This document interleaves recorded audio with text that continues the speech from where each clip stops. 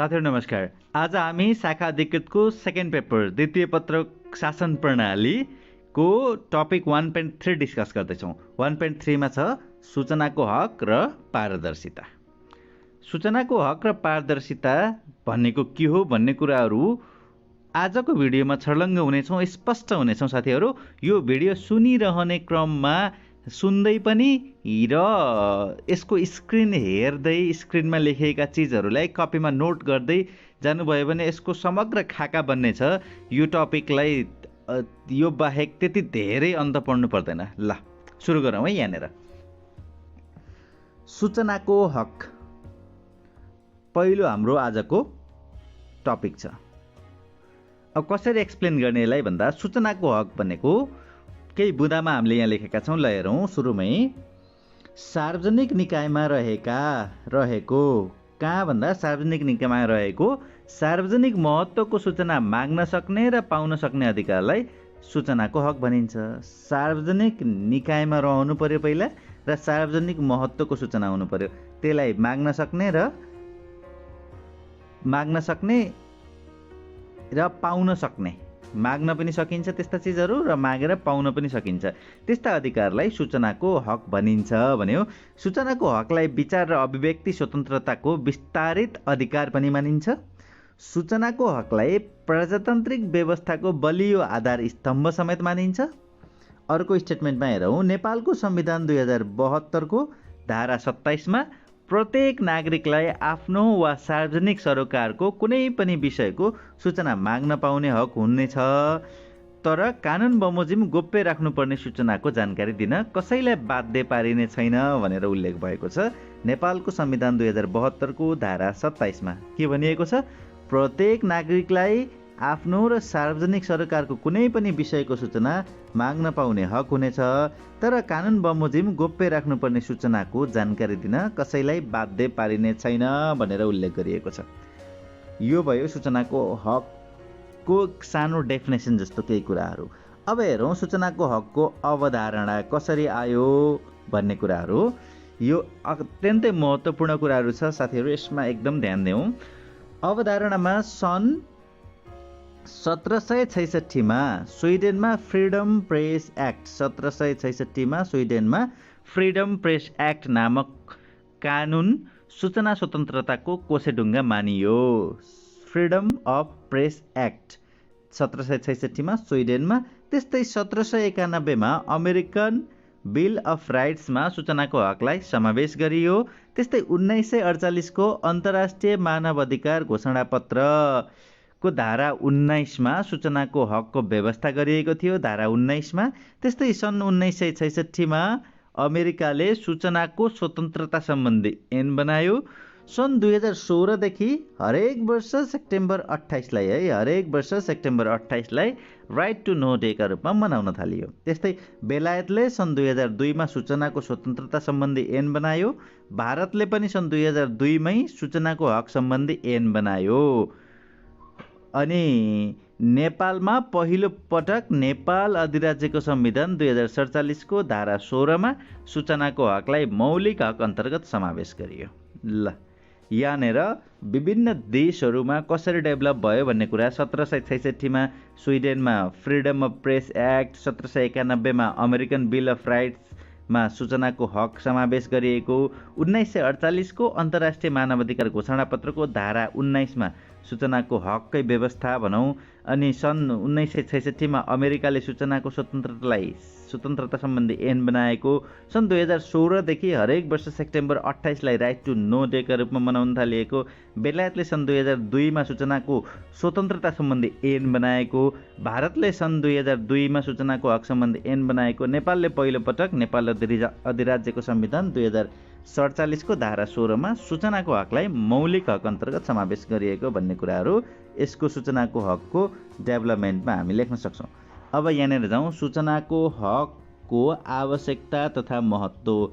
यहाँनिर एउटा फर्मुला जस्तो बनाएका छौँ। यति जान्यो भने सूचनाको हक र पारदर्शिताका धेरै कुराहरू यही फर्मुलाबाट याद हुन सक्छ।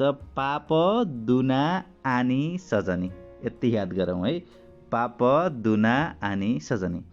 पा भनेको राज्यको काम कारबाहीलाई पारदर्शी बनाउन, प भनेको आम नागरिकको पहुँचलाई सरल बनाउन, दु भनेको स्रोत र साधनको दुरुपयोग हुनबाट रोक्न, ना भनेको नागरिकको सुसूचित हुने अधिकारको संरक्षण गर्न, स भने दुना आ भनेको भ्रष्टाचार तथा आर्थिक अनियमितता न्यूनीकरण गर्न, नि भनेको स्वतन्त्र तथा निष्पक्ष शासन सञ्चालन गर्न, स भनेको नागरिक सशक्तिकरणका लागि, ज भनेको जनउत्तरदायी शासन सञ्चालन गर्न, नि भनेको सार्वजनिक नीति निर्माणमा जनसहभागिता वृद्धि गर्न। यसरी हामीले यहाँनिर सरस्वती हेऱ्यौँ पाप दुना आनी सजानी सूचनाको हकको आवश्यकता तथा महत्त्व। यो बाहेक धेरै कुराहरू पनि लेख्न सकिन्छ। यो एउटा बेसिक फ्रेमवर्कमा हामीले सूचनाको हकको आवश्यकता के को लागि र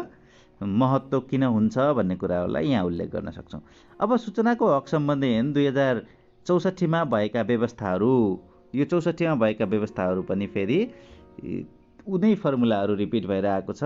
पाप दुना जस ल हेरौँ, सरकारको काम कारबाहीलाई खुल्ला र पारदर्शी बनाउन, पा भनेको खुल्ला र पारदर्शी, अनि सार्वजनिक सूचनामा आम नागरिकको पहुँच बनाउन, प भइहाल्यो, स्रोत र साधनको दुरुपयोग हुनबाट रोक्न, दु भइहाल्यो, नागरिकको सुसूचित हुने हकको संरक्षण गर्न, ना भइहाल्यो, अनि सार्वजनिक निकायलाई नागरिकप्रति जवाफदेही बनाउन, ज पनि भइहाल्यो, अनि राज्य र नागरिकको हितमा प्रतिकूल हुने सूचनाको संरक्षण गर्न, स पनि भइहाल्यो। यसरी सूचनाको हक सम्बन्धी ऐन 2064मा उल्लेख भएका कुराहरू यहाँनिर उल्लेख गर्यौँ। अब यहाँनिर अत्यन्तै महत्त्वपूर्ण कुराहरू आयो, यसलाई एकदमै ध्यान देऊ। सूचना दिन नमिल्ने विषयहरू भनेर यो प्राय सोधिसकेको छ, धेरै पटक सोध्न सक्ने कुराहरू, सोधिरहने कुराहरू हो। यो एकदमै याद गरौँ। सूचनाको हक सम्बन्धी ऐन 2064 को दफा 3.3 छ सूचनाका केही लिमिटेसनहरू छन् भनिएको छ। त्यो 5वटा बुँदाहरू उल्लेख गरिएको छ। ती 5वटा बुँदाहरू एकदमै ध्यान देऊ। त्यो 5वटा बुँदाको लागि सा अ बौ जागो, सा अ बौ जागो, यति याद गरौँ। सा अ बौ जागो भनेर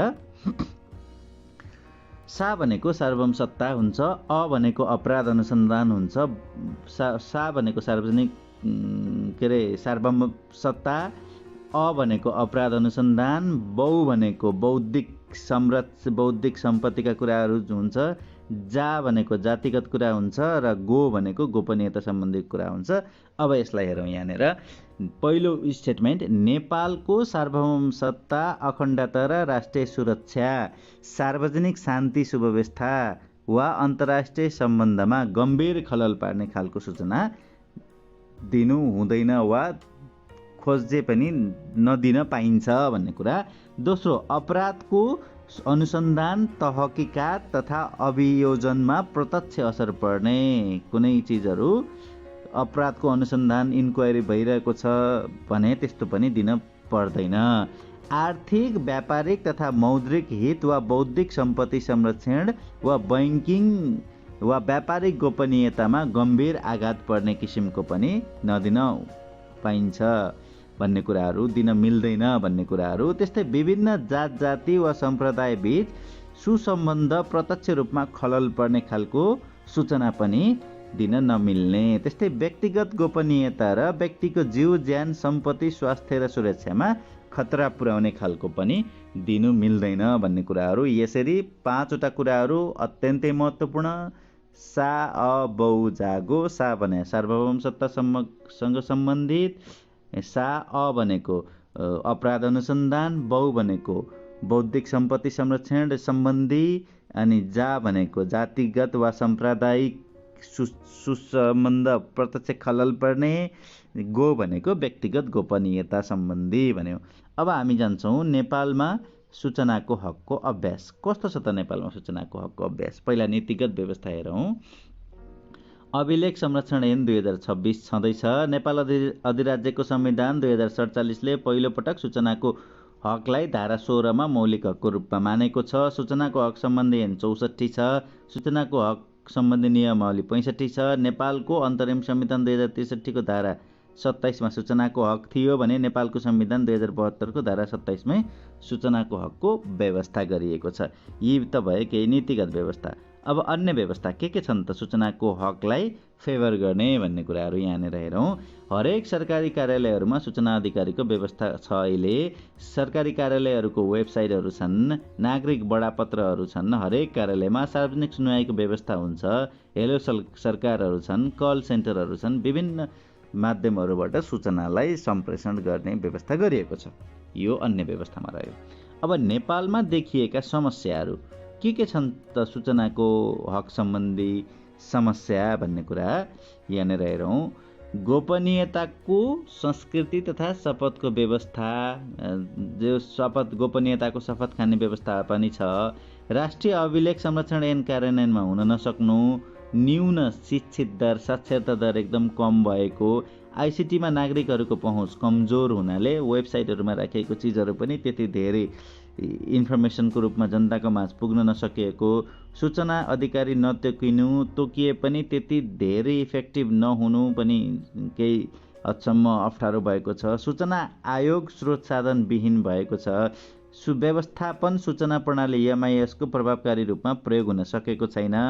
जनतासँग प्रत्यक्ष असर पार्ने सूचनाहरू सम्प्रेषण गर्ने प्रमुख राष्ट्रिय मिडियाहरू नै दलगत रूपमा विभाजित भई स्वतन्त्र एवं निष्पक्ष हुन नसकेका। जनतासँग प्रत्यक्ष असर पर्ने सूचनाहरू पनि राष्ट्रिय मिडियाहरूको त्यति धेरै न्युट्रालिटी नभएको, कुनै दलप्रति एट्याचमेन्ट बढी भएको भन्ने जस्तो कुराहरू यहाँ छ। त्यस्तै गरेर अर्को रहन्छ सार्वजनिक महत्त्वका सूचना प्रवाह गर्ने अधिकांश सञ्चार माध्यमहरू सहर केन्द्रित रहेका र ग्रामीण क्षेत्रमा सञ्चालित एफएमहरूको प्रवाह निकै न्यून छ भने अर्कोतर्फ राजनीतिक विचारबाट सञ्चालित छन्। यो पनि सूचनाको हकमा रहेका केही लिमिटेसन्सहरू हुन्। सार्वजनिक महत्त्वको सूचना प्रवाह गर्ने अधिकांश सञ्चार माध्यमहरू सहरमा छन्, ग्रामीण भेगमा त्यति धेरै नै छैन, सञ्चार माध्यमहरू छैनन् या सूचनाको प्रवाह छैन। यदि ग्रामीण भेगमा पनि सञ्चालित केही एफएमहरू चाहिँ छन् तर तिनीहरूको प्रवाह निकै न्यून छ सूचना सम्बन्धी। यदि भए पनि तिनीहरू कुनै राजनीतिक विचारबाट सञ्चालित छन् भन्ने कुराहरू यहाँ लेख्न सकिन्छ। अब राज्यले सूचना प्रदान गर्ने तरिका भनेको एक्टिभ पब्लिकेसन र पेसिभ पब्लिकेसन भनेर हेर्छौँ यसलाई। यो एक्टिभ पब्लिकेसन भनेको कस्तो भन्दाखेरि सूचना नमागे पनि सूचना दिने, सार्वजनिकरण गर्ने सिस्टम हुन्छ। कतिपय चिजहरू, राज्यका सूचनाहरू, रेडियो, टिभी, पत्रकार सम्मेलन, वार्षिक कार्यक्रम, बजेट आदिहरू आउँछन्। बजेटबाट सूचना प्रदान गरिएको हुन्छ। त्यस्तै महालेखा परीक्षकको वार्षिक रिपोर्टहरू हुन्छ। विभिन्न कार्यालयका हरेक महिनाका खर्चको फाँटबारीहरू आफ्नो कार्यालयको वेबसाइटमा या सूचना पाटीमा टाँस्ने चलन हुन्छ। त्यो एक्टिभ पब्लिकेसन हो भने प्यासिभ पब्लिकेसन भनेको राज्यले प्रकाशन प्रसारण नगर्ने तर व्यक्तिले मागेको कानुन बमोजिम दिने सम्झौताहरू, अदालतीय फैसलाहरू त्यो चाहिँ कतै लगेर टाँस्न चाहिँ टाँसिँदैन। यद्यपि व्यक्तिले माग्यो भने त्यो दिन सकिने कुराहरू चाहिँ प्यासिभ पब्लिकेसनमा पर्छ। यसरी राज्यले सूचना प्रदान गर्ने तरिकाहरू एक्टिभ पब्लिकेसन र प्यासिभ पब्लिकेसन। ओके, अब पारदर्शिता यहाँ हेरेर हेरौँ। सार्वजनिक कामकाजको सम्बन्धमा कज प्रोसेस र रिजल्ट बारे आम नागरिकहरू सुसूचित हुने व्यवस्था नै पारदर्शिता हो। अझै यसलाई सजिलो भाषामा भन्दा सार्वजनिक काम कारबाहीमा जनताको पहुँच नै पारदर्शिता हो। सार्वजनिक काम कारबाहीमा जनताको पहुँच, जान्न सक्ने, बुझ्न सक्ने पहुँच, लोकतन्त्र र सुशासनको महत्त्वपूर्ण शर्त हो पारदर्शिता। ओके, अब सूचनाको हक र पारदर्शिताको अन्तर्सम्बन्ध कस्तो रहन्छ त सूचनाको हक र पारदर्शिताको अन्तर्सम्बन्ध भन्ने कुराहरू यहाँनिर हेरौँ। पहिलो स्टेटमेन्ट सकारात्मक सम्बन्ध रहन्छ, एक बढ्दा अर्को प्रभावकारी हुँदै जान्छ। हो त, यी दुवै सुशासनका पूर्व शर्तहरू हुन्। त्यो पनि हो, यी दुवै प्रजातान्त्रिक व्यवस्थाका आधार स्तम्भ पनि हुन्। त्यो पनि हो, सूचनाको हकलाई नागरिकको पक्षबाट सूचना प्राप्त गर्ने अधिकार मानिन्छ भने यो नागरिकको पक्षबाट मानिन्छ भने पारदर्शितालाई अधिकार प्राप्त निकायको दायित्वको रूपमा लिइन्छ। पारदर्शिता चाहिँ अधिकार प्राप्त निकाय भनेको सार्वजनिक निकाय वा कार्यालयहरू या मन्त्रालय विभागहरू तिनीहरूको दायित्वको रूपमा लिइन्छ। पारदर्शितालाई भने सूचनाको हक चाहिँ नागरिकको पक्षबाट अधिकार हो भनेको सूचनाको हक चाहिँ नागरिकको अधिकार हो भने पारदर्शिता चाहिँ दायित्व हो कसको भन्दाखेरि सार्वजनिक निकायहरूको। यी दुईका जिम्मेवार व्यक्तिहरू फरक फरक मानिए तापनि एकको अभावमा अर्कोको कार्य पूर्ण हुँदैन भनेको छ। त्यो भनेको सूचनाको हक माग्ने र पारदर्शिता दिने दुवै एकअर्काका परिपूरक हुन्। माग्नेले पनि मागेन भने दिनेले के दिने भन्ने आउँछ। जस्तै सार्वजनिक निकायहरूले पनि आफ्ना चिजहरू पारदर्शिताका आधारमा प्रस्फुटन गरेन या दिएन भने त्यो उसलाई पनि अप्ठ्यारो पर्ने हुन्छ। त्यही भएर पारदर्शिता भनेको त इभन त्यस्ता कार्यालयहरूको लागि चाहिँ डेमोक्रेटिक फर्ममा जाने एउटा आधार पनि हो, मान्छेको मन जित्ने एउटा आधार पनि हो, जनताको मन जित्ने। अब यहाँनिर हेरौँ पारदर्शिताको आवश्यकता तथा महत्त्व।